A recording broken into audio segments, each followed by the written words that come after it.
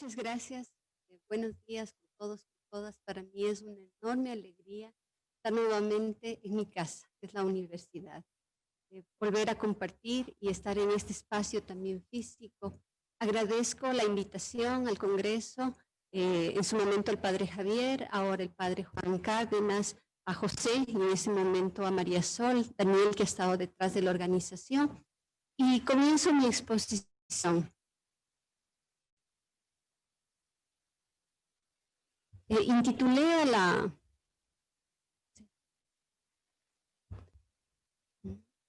la conferencia Desempeños y competencias en tiempo de COVID-19, sujetos gestores de sí mismos. No sé si me acompaña. Bueno, inicio, ojalá ya las diapositivas puedan estar presentes. Obviamente nosotros vivimos un momento de la historia como humanidad, con esto de la pandemia a causa del COVID, y esto obviamente llevó al cierre de las escuelas y otros espacios, ¿no? Espacios sociales, espacios culturales, espacios laborales, y la escuela como espacio físico y el consecuente traslado, todas las actividades a la casa, al encierro. Esto está provocando profundos cambios que aún no podemos dimensionar. Y también ha colocado a los medios tecnológicos en el rol de reguladores de la vida, las relaciones, la comunicación, el tiempo, el ocio, el trabajo.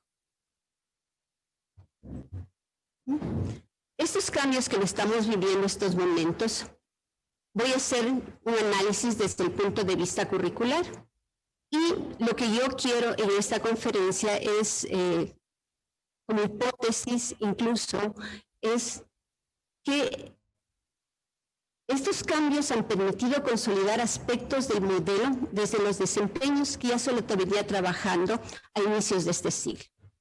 Quiero responder una pregunta, es cómo en tiempos de pandemia el modelo desde los desempeños mediante competencias refuerza la autogestión centrada en sujetos autocontrolados. Ahora, ¿cómo es que un modelo de organización curricular, un tipo de intencionalidades declaradas en un documento llamado currículo, puede hacer todo eso y más? Entonces, eso se lo puede hacer porque analizamos el currículo desde las teorías poscríticas y lo vemos como un dispositivo, como un artefacto productor de prácticas, de significados, de verdades. Y lo que aprendemos en la escuela o en un espacio escolar con y por medio de un currículo no son únicamente conocimientos, destrezas, capacidades, responsabilidades, o en el caso ecuatoriano, destrezas con criterio de desempeño, sino también aprendemos diferentes tipos, modos de ser, formas de vivir consideradas adecuadas. En ese sentido, y viendo el currículo desde esta perspectiva, divido mi presentación en tres partes. La primera sobre los modelos curriculares. La segunda voy a hablar rápidamente de la reforma curricular que está vigente, centrado sobre todo en el tema del emprendimiento. Y la tercera parte es esto de los sujetos autocontrolados, gestores de sí mismos. Los modelos, cuando uno diseña un currículo se toma varias decisiones. Una de estas decisiones es sobre los contenidos. Entonces seleccionamos los contenidos, organizamos los contenidos y ahí entran los modelos de organización curricular y de ahí vienen una serie de decisiones. Actualmente tenemos 4 modelos desde el orden histórico y nominados de esta manera, ¿no? Un modelo academicista, un modelo por objetivos conductuales, un modelo por objetivos de aprendizaje y un modelo por competencias. ¿Qué pasa con estos modelos? ¿No? Que sobre todo el modelo por objetivos conductuales, el de aprendizaje y este llamado desde los desempeños por competencias, aparecen en un momento de los cambios productivos. Entonces, la decisión sobre los modelos no solo desde el punto de vista técnico permite planificar y ejecutar una clase, sino que entraña relaciones entre sociedad, entre la producción y entre obviamente un sujeto, una identidad y una subjetividad. Entonces, es claro un modelo de organización curricular. El modelo por objetivos de aprendizaje aparece cuando Es el modelo fordista llamado así, ¿no? El modelo por objetivos de aprendizaje en el modelo toyotista y el modelo de los desempeños por competencias aparece en una explosión tecnológica. Y ahí tenemos dos momentos. Una explosión más hacia la robotización y otra sobre la cuestión de la nanotecnología, la cuestión de la Big Data también, y también sobre la inteligencia artificial. Entonces, en ese sentido, los modelos curriculares. Cuando yo estoy pensando en un modelo curricular, pienso, ¿no? Desde dónde organizo, desde dónde planifico y enseño los contenidos. Por ejemplo, el academicista, desde los temas, los conceptos, ¿no? Entonces yo pienso, mañana que me toca dar suma, resta, multiplicación, división. Los objetivos conductuales sobre objetivos cognitivos, psicomotores y afectivos, ¿no? Los objetivos de aprendizaje y las destrezas, que creo que muchos de nosotros hemos escuchado y está vigente en nuestro currículo, y el de las competencias, que es desde los desempeños. La reforma curricular, la vigente, está pensado desde este modelo de los desempeños, ¿no? Y en muchos países a finales del siglo, inicios de hicieron su reforma basado en este modelo. ¿Qué le hace interesante a este modelo de los otros? Que no únicamente intenta modificar la conducta de los individuos, sino que intenta gobernar el alma de estos para que el capital intervenga libremente en la vida de los sujetos. ¿Qué es lo que decía en la conferencia anterior Víctor, ¿no? Oscar, perdón, que hay un paradigma vigente donde está el mercado, donde está la competencia, por supuesto, el competir, donde está la calidad, donde están los individuos en ese sentido. Entonces, este modelo entró en ese momento de sociedad, entró, ya les digo, ¿no? En un momento de procesos productivos, y nuestro currículo, a pesar de que no se declara por competencias, es un modelo por competencias. Y hay un elemento ahí clave que en este modelo, en cuanto a los discursos, ¿no? Desde la perspectiva de Michel Foucault, hay discursos que se actualizan, se fortalecen e incluso se introducen otros. Por ejemplo, uno de antigua data, que es el autoaprendizaje, con un giro que ahora se habla de aprender a aprender y aprender a lo largo de la vida. Y la evaluación, que antes era digamos, está en el mismo nivel de los contenidos y de la metodología, pasa a direccionar el proceso pedagógico, pasa a direccionar el currículo a partir de indicadores relacionados con estándares de desempeño y estos a su vez con los rankings. Y introducen, obviamente, un giro en la educación, pues las finalidades y los objetivos que los dos modelos anteriores direccionaban pasan a un segundo plano y esta evaluación pasa como medida, tanto de orden cuantitativo y cualitativo, a organizar la labor educativa. Y hay un tema también aquí que aparece, que es la formación de emprendedores, con un término también que es la gestión. La gestión no tanto como ejercicio de autoridad, sino como una iniciativa y una responsabilidad por llevar adelante cada una de esas iniciativas. Por eso hablamos gestión del aprendizaje, el profesor como un gestor, gestionar la cultura, gestionar, no sé, el medio ambiente, todo está relacionado con este término gestión. Y otra palabra que es la autorregulación. Entonces, ya estamos saliendo también desde una sociedad, que lo decía Michel Foucault, la sociedad disciplinaria, pasando a una sociedad de control, que lo colocó en 1996 Gilles Deleuze. ¿Qué significa eso, no?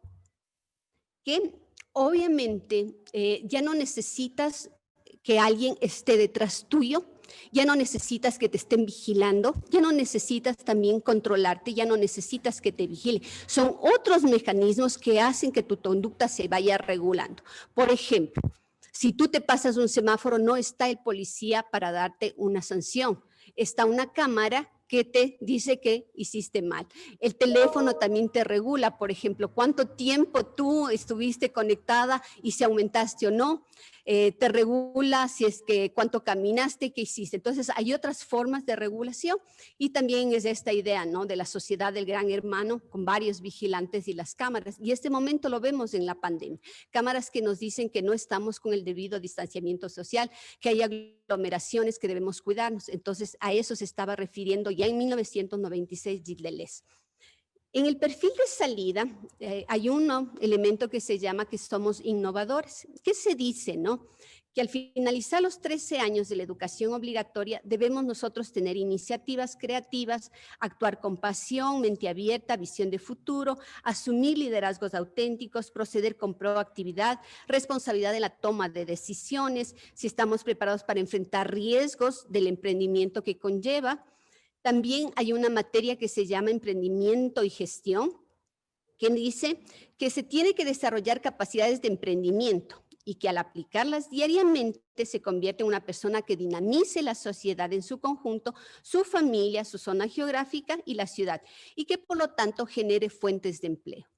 Ahora, obviamente, si nosotros lo tomamos, es positivo.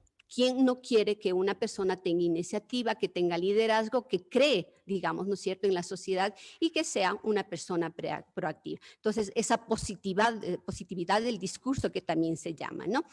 Ahora, ¿qué implica, no? Esto ya se lo venía trabajando, hablo de, como indiqué, hacia finales del siglo XX e inicios de con este modelo curricular llamado por competencias. Entonces ya se generaba esto, ya se presionaba a que haya una autogestión, que haya, yo digo, estos autoaprendizajes y sobre todo este tema de la autorregulación. Entonces, ¿qué pasaba, no? El modelo ya lo venía colocando, ya se lo venía trabajando. Los desempeños eran importantes, ¿no? En la escuela, en la vida, en el trabajo, pero generaba muchas tensiones. Por ejemplo, los estudiantes no querían aprender por sí mismos.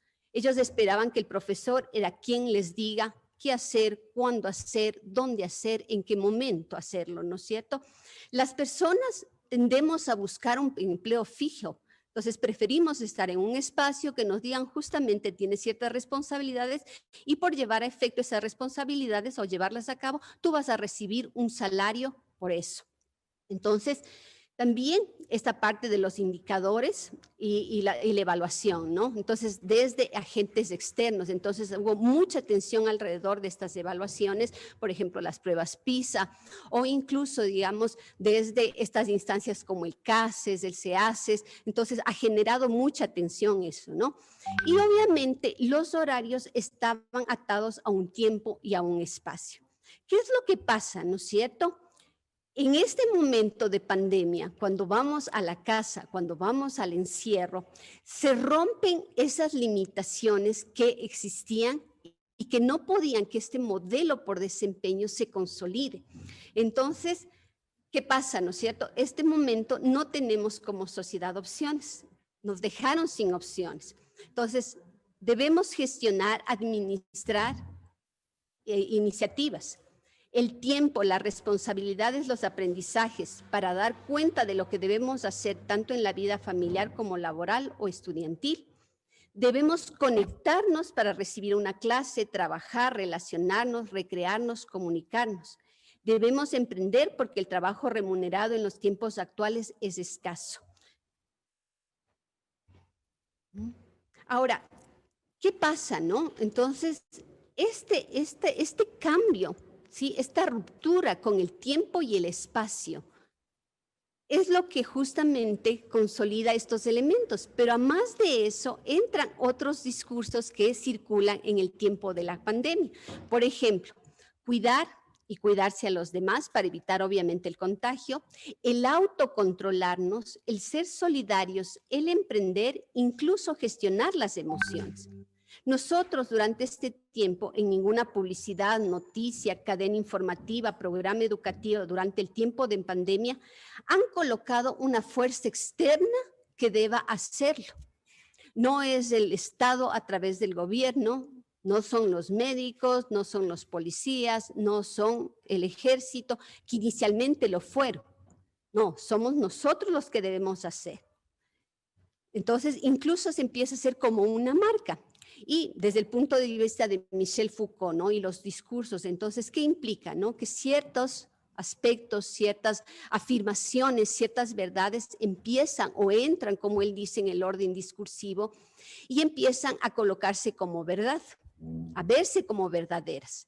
Y obviamente son la ciencia o son ciertas instancias o ciertos organismos que nos dicen que aquello es lo que nosotros debemos hacer. Yo puse algunos ejemplos aquí para que vean estos dos elementos que están presentes, ¿no? El autocontrol y la autogestión. Entonces, por tiempo, solo voy a ponerlo así, voy a que ustedes lo puedan ver. Entonces, tenemos algo de la Sociedad Médica Española y subrayé, ¿no? Lo que dice, mantén tu rutina, horarios fijos. Aprovecha los días de luz y dedica 20 minutos. Dedica tiempo. Entonces, eres tú quien tiene que hacerlo. Cuidar de sí y de los otros, ¿no? Entonces, aquí está de la Cruz Roja Americana, cuídense el uno al otro. La Organización Panamericana de la Salud, protégete y apoya a los demás. Diario La Vanguardia, lo imprescindible para ayudar al vecino. Entonces, la solidaridad, pero con otros términos, por ejemplo, proponer iniciativas, realizar voluntariados, no salir de casa, solo lo imprescindible. Gestionar las emociones, que es lo que nos dice la Organización Mundial de la Salud, gestionar la angustia. Entonces, que obviamente provocado por el tiempo que hemos estado viviendo, ¿no? Y nos da incluso consejos, infórmate bien, no te intoxiques, informa bien a los demás, confía en la ciencia, cuídate. La autorresponsabilidad. Entonces aquí dice, ¿no? Para evitar el colapso de los hospitales es fundamental el papel activo de los ciudadanos, desde los niños hasta los ancianos. Cada uno de nosotros recae la responsabilidad de disminuir la tasa de contagio, aligerar la carga hospitalaria.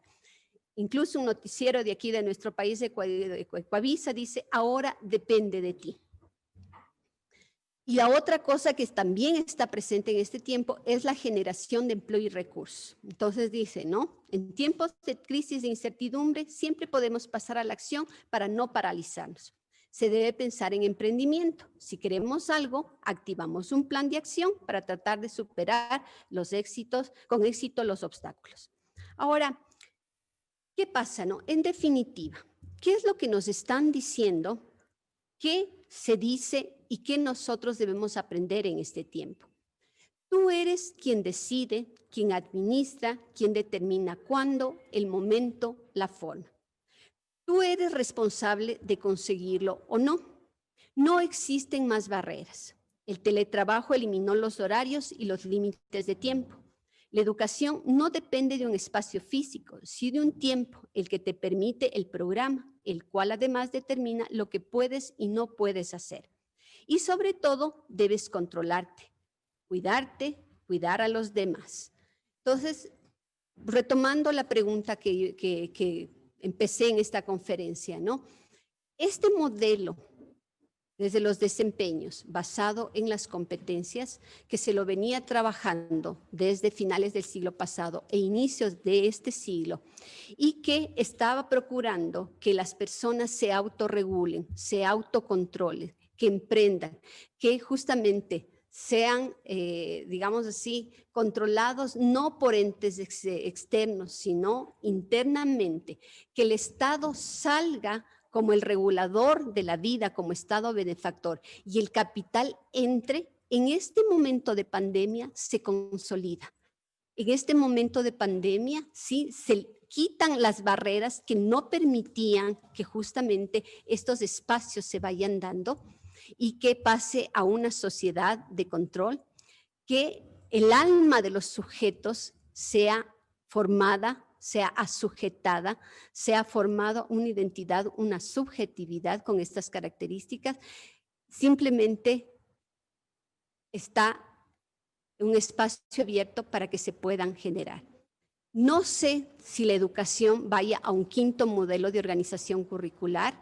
No sé si sea este tiempo, como insisto, de consolidación del modelo curricular. No lo sé, pero lo que sí sé es que Obviamente, la educación, los modelos curriculares forman un tipo de sujeto y nosotros como profesores necesitamos cuestionar esos modelos de sujetos, necesitamos ver las relaciones con la producción y necesitamos comprometernos con una educación diferente que permita que no haya exclusiones. Este momento la educación, hay muchas exclusiones. Las personas si no tienen acceso a un computador, si no tienen acceso a un buen internet, si las personas no tienen, digamos, un espacio para educarse, simplemente están fuera del sistema escolar.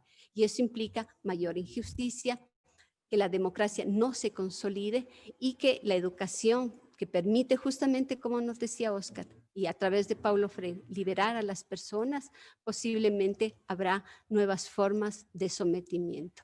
Muchas gracias.